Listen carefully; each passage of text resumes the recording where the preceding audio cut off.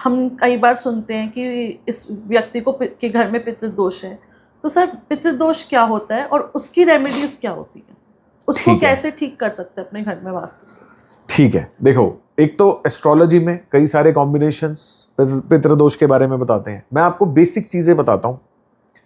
जिन लोगों की पत्रियों में पितृदोष है, तो सबसे पहले पितृदोष आता कहां से है? पितृ कौन होते हैं? पूर्वज, है ना, जो इस दुनिया में नहीं है, दादा दादी और आपके परिवार के माता पिता, दादा दादी, जो आपकी ब्लड फैमिली में है ना, आपके एंसेस्टर्स। नाना नानी को आप पितरों में काउंट नहीं करोगे क्योंकि वो दूसरी फैमिली हो गई, है ना। जो आपके रियल दादा दादी या माता पिता या कोई भी जो इस दुनिया में नहीं है, वो आपके पितृ हो गए। पितृदोष यानी पितरों का दोष, मतलब कि आपके जो पितृ हैं वो आपसे नाराज हैं, वो आपसे रूठे हुए हैं, ठीक है। तो अगर आपके पितृ आपसे नाराज हो जाएंगे तो पत्रियों में पितृदोष आ जाएगा। अब आपको पता है कि जैसे वास्तु में भी मैं बताता हूं कि साउथ वेस्ट की जो दिशा है मोस्ट इंपॉर्टेंट डायरेक्शन है वास्तु में, क्योंकि साउथ वेस्ट आपकी जड़ों को रिप्रेजेंट करता है। और एक पेड़ की, मान लो एक पेड़ है 200 साल, 500, 1000 साल पुराना पेड़ है, आप उसको जमीन से 1 फुट ऊपर से काट दो, मरेगा नहीं वो। महीने 2 महीने 3 बाद फिर उसमें पत्तियां दिख जाएंगी, है ना। आप उसकी जड़ों में थोड़ा सा तेजाब डाल दो, वो पूरा पेड़ भरा भरा थोड़े दिन में नीचे गिर जाएगा, मर जाएगा। तो मेन जड़ें ही है ना। तो साउथ वेस्ट की जो दिशा है वो आपकी रूट्स को रिप्रेजेंट करती है, जड़ों को रिप्रेजेंट करती है। तो पितृ कौन है? पितरों से ही तो आपको जीवन मिला ना। तो पितृ भी आपकी रूट्स हो गई, पितृ भी आपकी जड़ें हो गई। अब अगर आपकी जड़ें ही आपसे रूठ जाएं तो क्या आप सरवाइव कर पाओगे? जिंदगी ही रूठ गई तो फिर जियोगे कैसे, है ना। तो पितृदोष एक बहुत बड़ा दोष है, पहली बात, बहुत बड़ा, जिसके अंदर आपके पितृ ही आपसे नाराज हो गए।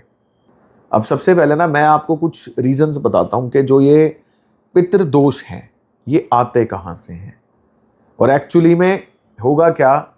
जैसे मान लो मेरी पत्री में, एग्जाम्पल, मान लो मेरी पत्री में पितृदोष नहीं है, ठीक है। मैं इस लाइफ में ऐसी कुछ गलतियां कर सकता हूं कि मेरे बच्चों की पत्री में या उनके बच्चों की पत्री में पितृदोष आ जाए। बेसिकली ये पितृदोष जो पत्रियों में दिखता है ना, ये आपका किया हुआ नहीं होता, ये आपके माता पिता और दादा दादी का किया हुआ होता है। पितृदोष कभी भी सेल्फ नहीं होता, ठीक है। अब इसके कारण क्या है?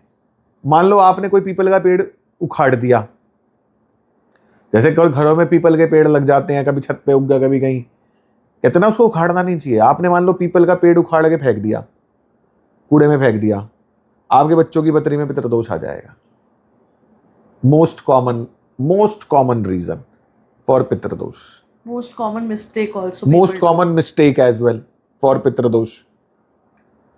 सेकेंडली, अगर घर में किसी भी व्यक्ति ने घर की बेटी को या घर की बहू को अगर दुख पहुंचाया तो उस परिवार में बच्चों की पत्री में पितृदोष देखने को मिलेगा ही मिलेगा। जैसे कई लोग दहेज के लिए बहुओं को परेशान करते हैं, है ना, कई लोग बेटियों तक को परेशान करते हैं, उनकी पत्रियों में पितृदोष आपको मिलेगा ही मिलेगा।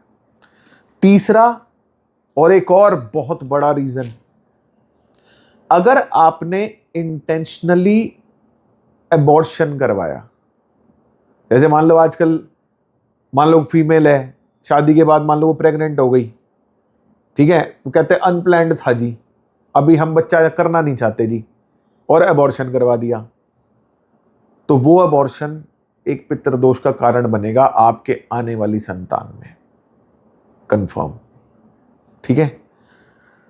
उसके अलावा मान लो जैसे पितृपक्ष है, पितृपक्ष में जो हमारे दादा दादी या जो लोग नहीं हैं, एंसेस्टर्स की जो तिथियां होती हैं, उन तिथियों पे हम घर पे पंडित जी को बुलाते हैं, भोजन करवाते हैं, सारे काम करते हैं ना।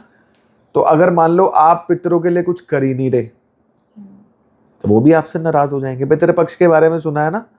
पितृपक्ष जब कर्ण थे, दानवीर महादानी कर्ण, जब उनकी मृत्यु हुई और जब वो स्वर्ग पहुंचे तो खाना खाने बैठे थे सारे, तो उनकी प्लेट में हीरे मोती जवाहरात परोस दिए। वो कहते यार ये मैं कैसे खाऊं, बाकी लोग अपना खीर पूरी हलवा ये सब चल रहा है। तो बोले जी ये मैं कैसे खाऊं? बोले भाई जो तुम धरती पे मृत्यु लोक में दान करोगे वही स्वर्ग लोक में तुम्हें मिलेगा। तो बोले यार ये तो मुझे पता नहीं था। तो उन्होंने रिक्वेस्ट की कि भाई मुझे वापस कुछ दिनों के लिए, तो उसको 14 दिन मिले कि इन 14 दिनों में आप जाओ धरती पे, जो आप दान कर सकते हो करो, और वही आपको आगे चल के यहां मिलेगा। ठीक है? तो उन्होंने 14 दिन सिर्फ अन्न का दान किया, इसीलिए अन्नदान महादान भी कहा जाता है ना? आप किसी को कुछ मर्जी दे दो, अन्न से बड़ा कोई दान नहीं है।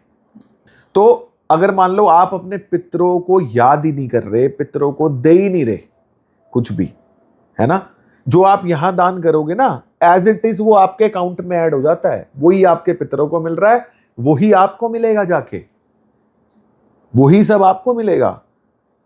ठीक है? मतलब भंडारे लगा के या अन्न का दान करके आप किसी दूसरे का भला नहीं कर रहे, आप अपना ही भला कर रहे हो। जो पुण्य आपको मिल रहा है वो अपने पर्सनल उसके लिए मिल रहा है कि भाई ये तू यहां दूसरे को नहीं खिला रहा, तू अपने लिए वहां पे स्टोर कर रहा है। तो इसलिए अन्नदान बहुत जरूरी है। तो ये कई सारे रीजंस हैं पितृदोष के लिए।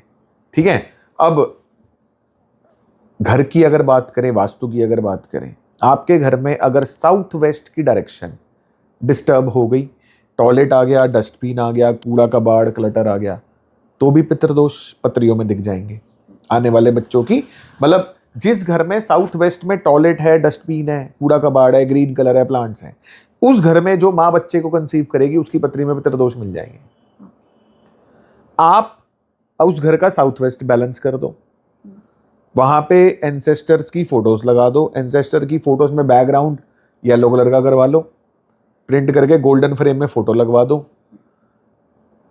प्लस वहां पे अगर मान लो साउथ वेस्ट थोड़ा कट है, छोटा है, डिस्टर्ब है, एक येलो कलर का 0 वॉट का बल्ब लगा दो।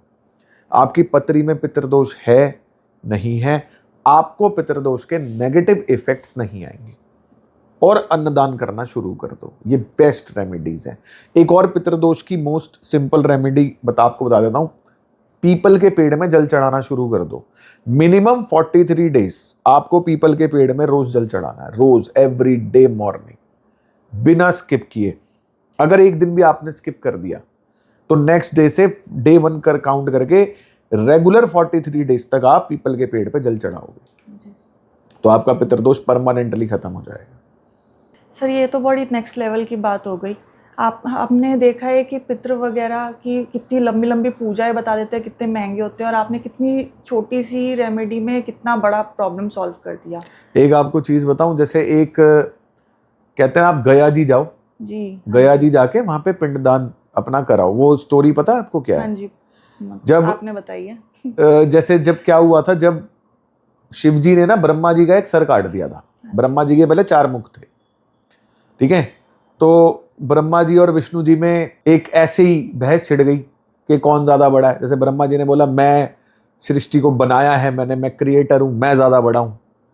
विष्णु भगवान कह रहे यार तू तो क्रिएट करके छोड़ देता है ना, उनको 70-80 साल तो मैं पालता हूं, तो भाई मैं ज्यादा बड़ा हूं, मैं पूरा उनका ध्यान रखता हूं। तो लड़ाई थोड़ी ज्यादा बढ़ गई। अब वो अपने काम संभाल नहीं रहे, ना तो ब्रह्मा जी क्रिएशन का काम कर रहे, विष्णु जी पालन का काम नहीं कर रहे, पब्लिक परेशान हो रही है ना? तो शिव जी ने देखा भाई क्या चल रहा है, डिस्टर्बेंस क्या है। तो शिव जी गए, शिव जी ने उनसे पूछा कि भाई क्या मतलब क्या दिक्कत है। तो उन्होंने शिव जी से पूछा कि जी आप बताओ कि कौन ज्यादा बड़ा है, मैं ब्रह्मा जी ज्यादा बड़े हैं, विष्णु जी ज्यादा बड़े हैं? शिव जी ने क्या किया, शिव जी ने ना एक लाइन ड्रॉ कर दी ब्रह्मांड में। शिव जी कहते हैं आप एक काम करो जी, विष्णु जी आप एक सिरे पे आप चले जाओ, ब्रह्मा जी को बोला एक सिरे पे आप चले जाओ। बोले जी जो दोनों में से जो भी पहले अगर सिरे को पकड़ लेगा, उस लाइन के एंड पे पहले पहुंच गया, वो बड़ा, ठीक है? अब विष्णु जी भी चल दिए, ब्रह्मा जी भी चल दिए, कई सदियां बीत गई, कई युग बीत गए। विष्णु जी को समझ आ गया कि भाई जो भी है वो शिव ही है, ठीक है, सिरे पर तो हम पहुंच नहीं पाएंगे।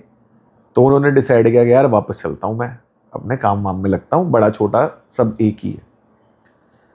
ब्रह्मा जी कहते कि यार मैं इतनी दूर आ गया, इतनी दूर आ गया, अब मैं जाके बोल दूंगा कि मेरे को सिरा मिल गया, किसको पता चल रहा है।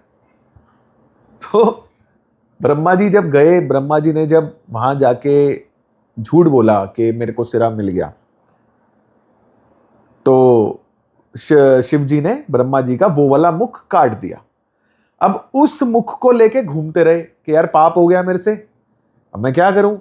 तो उन्होंने वो जो ब्रह्मा जी का मुख है वो उन्होंने गया जी में जाके पधराया, वहां पे गंगा जी में। तो इसलिए कहते हैं अगर आप गया जी जाके पिंडदान वगैरह कर दो, कुछ भी कर दो, तो आपका जो पितृदोष है वो परमानेंटली शांत हो जाता है, ऐसा कहते हैं।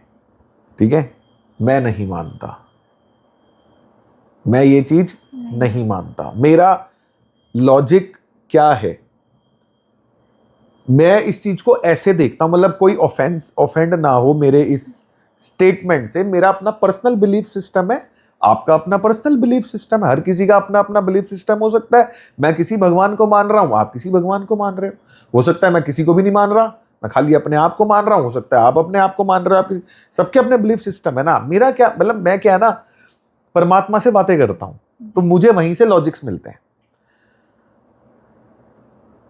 एक बार आप अपने माता पिता को एक प्लेट थाली दे दो खाने की और उनको कह दो भाई तेरा लाइफ टाइम का हो गया, सही है वो?